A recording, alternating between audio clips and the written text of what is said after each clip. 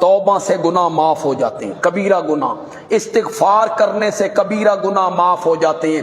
لیکن اگر آپ کو کسی نے بتایا ہے تو پھر اصلاح کر لیجئے اپنی۔ حقوق اللہ معاف ہوتے ہیں توبہ کرنے سے، حقوق العباد توبہ کرنے سے معاف نہیں ہوتے۔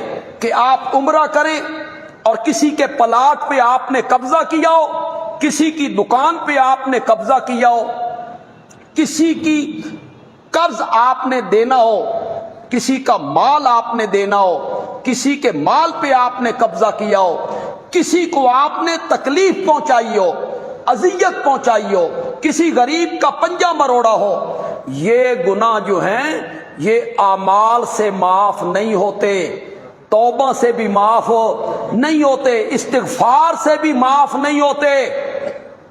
یہ کب معاف ہوں گے؟ جب صاحب حق معاف ہو۔ صاحب حق سے معاف کروائیے گا، چاہے وہ ہندو ہے، چاہے وہ سکھ ہے، چاہے وہ عیسائی ہے، چاہے وہ یہودی ہے، چاہے وہ کافر ہے۔ یہ صرف یہ نہیں کہ آپ نے کسی مسلمان کا حق کھایا ہے، نہ، کوئی ہندو ہے اگر آپ نے اس کا حق دبایا، کھایا، جب تک وہ ہندو معاف نہیں کرے گا اللہ بھی معاف نہیں کرے گا۔ حقوق العباد کا معاملہ جو ہے یہ بڑا سخت معاملہ ہے، اور ہمارے معاشرے میں اسی میں بہت سستی پائی جاتی ہے۔ نماز پڑھنی آسان ہے، تسبیح رولنی آسان ہے، نفل پڑھنے آسان ہے، قرآن کی تلاوت بیٹھ کے مسجد میں پڑھنی، تلاوت کرنا آسان ہے، اور بندوں کے حقوق کا پورا کرنا جو حق تجھ پر لازم ہے، ماں باپ کا حق ہے، اولاد کا حق ہے، بیوی کا حق ہے، برادری کا حق ہے، پڑوسیوں کا حق ہے، کلیگ کا حق ہے، حتیٰ کہ بس میں یا گاڑی میں آپ سفر کر رہے ہیں تو جو سواری آپ کے ساتھ بیٹھی ہوئی ہے اس کا بھی آپ پر حق ہے۔ قرآن نے ان حقوق کو ذکر کیا ہے، یہ تمام حقوق پورے کریں گے پھر ہم صحیح معنی میں مومن بنیں گے، تو شہید کے سارے گناہ معاف ہو جائیں گے الا الدین۔ میرے آقا نے فرمایا اگر اس نے کسی کا قرض دینا تھا تو یہ گناہ شہید کا بھی معاف نہیں ہوگا، وہ صاحب قرض سے معاف کروانا پڑے۔ بیان تو ہم کر دیتے ہیں، آپ سن لیتے ہیں، اللہ عمل کی توفیق۔ جن جن کا حق کھایا ہے، یہ جو دل ہے نا، ضمیر، یہ سب سے بڑا مفتی ہے۔ اللہ دی قسم اے بڑے سچے فتوے دیں، اس سے کبھی فتوے پوچھا کرو، علماء سے پوچھتے رہتے ہو نا، کبھی اس سے بھی پوچھا کرو، یہ بالکل صحیح رہنمائی کرتا ہے۔ یہ جو ضمیر ہے ہمارا، اس سے پوچھو کہ ہم نے کس کس کا حق کھایا ہے، وہ حق اس کا واپس کرو، واپس نہیں کرتے ہو تو وہ مر گیا ہے یا نہیں ملتا ہے، صدقہ کرو، اس نیت سے صدقہ کرو کہ اس کا ثواب اللہ اس کو، ورنہ اگر بندوں کا حق اپنے ذمے لے کے چلے گئے، بڑی آخرت کی گھڑی بڑی مشکل گھڑی، قبر کی زندگی بڑی مشکل زندگی ہو جائے۔ یہیں سوچ لیں، یہیں اس کا تدارک کر لیں، وہاں جا کے پھر تلیاں ملنی ہیں، کف افسوس، بننا کچھ نہیں ہے، نہ مال ہونا ہے نہ دولت ہونی ہے، اس دنیا کے بنانے کے لیے سب کچھ کرتے ہو، نہ جائز دیکھتے ہو نہ ناجائز دیکھتے ہو، نہ حلال دیکھتے ہو نہ حرام دیکھتے ہو، پیسہ اکٹھا ہو جہاں سے بھی آئے جس طرح بھی آئے، دولت جمع ہونی چاہیے اس دنیا کے لیے،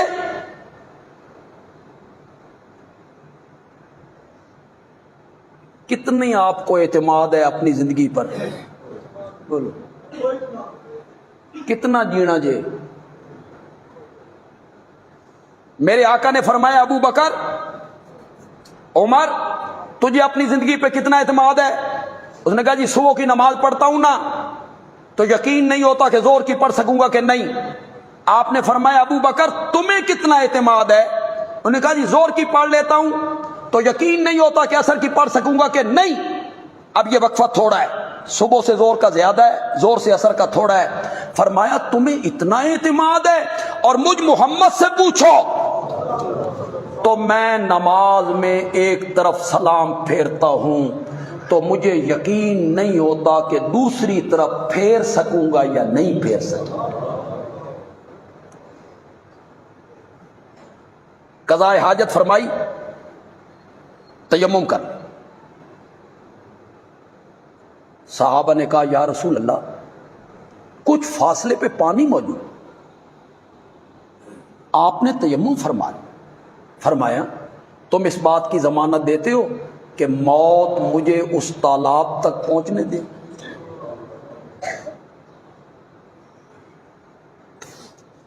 مرنا ہے، ختم۔ یہ کوٹھیاں، یہ کاریں، یہ بنگلے، یہ مربے، یہ پیسے، یہ دولت، یہ سوٹ، یہ ہر چیز ختم۔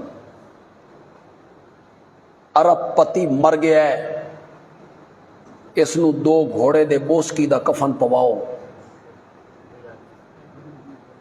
اسے 2 گھوڑے بوسکی کا کفن دے جی، یہ ارب پتی تھا۔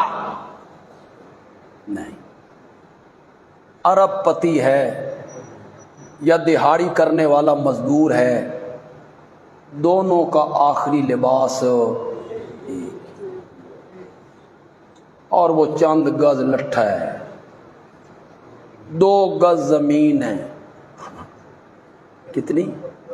یہ زمین کا انتقال اپنے نام کرواتے تھے۔ انتقال سمجھتے ہو نا، فرد میرے نام دی نکلے، زمینیں لے لے کے اس کا انتقال اپنے نام کرواتے تھے۔ انتقال کے بعد خود 2 گز زمین کے حوالے ہو گئے، کوئی چیز ساتھ نہیں گئی۔ یہ جو ولی وارث ہے نا،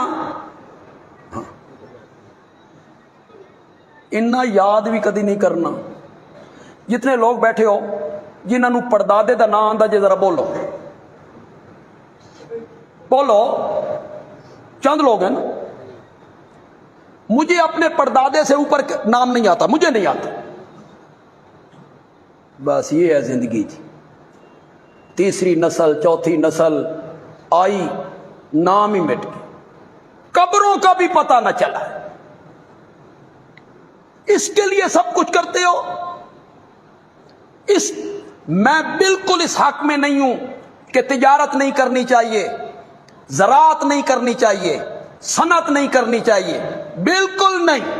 لگائیں فیکٹری، ہوں زمینیں، لگائیں باغات، مال کوئی بری چیز نہیں ہے۔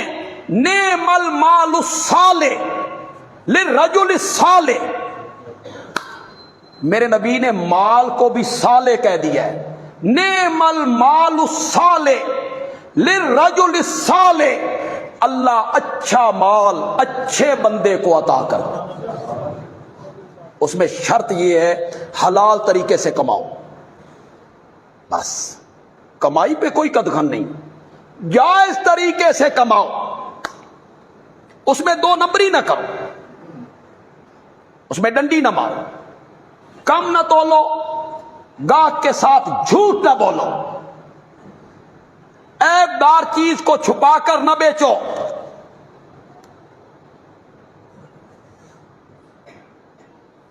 باہر گیٹ پر ایک گاڑی ویگنار 952 نمبر کھڑی ہے، سیکورٹی والے کہہ رہے ہیں وہ گاڑی گیٹ پر سے ہٹا لیں، کسی کی ہے تو وہ ذرا پرلی سڑک پہ کھڑی کر دیں۔